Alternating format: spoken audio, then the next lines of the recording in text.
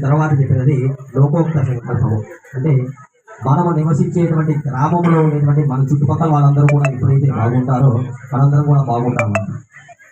మొట్టమొదటిగా మనకు కావాల్సింది ఏంటి అంటే మనతో పాటు మన పక్కన ఉండేటువంటి వాళ్ళందరూ కూడా మనతో సానుకూలంగా ఉండాలి. వారందరూ కూడా మనతో బాగుంటేనే మనందరం కూడా బాగుంటాము కూడా. ఆ విధంగా నేను నివసించేటువంటి గ్రామం అంతా కాలం అంతా కూడా ఎండాకాలం తెలిసేది చేయడం పరంగా మనం చాలా ఇబ్బందులు పడుతూ ఉంటాం. అటువంటి పరిస్థితి కూడా నా గ్రామంలో లేకుండా చూడవయ్యా. మా గ్రామం ఎల్లప్పుడూ కూడా పాడి పంటలతో ఎప్పుడు కూడా సస్యశ్యామలంగా ఉండేలా ఆశీర్వదించి తండ్రి అంటూ ఆ పరమేశ్వరుని కళ్యాణ కార్యక్రమాలు శాంతిని చేకూరుస్తాయి. గ్రామం ఇప్పుడు కూడా శాంతియుతంగా ఉండాలి.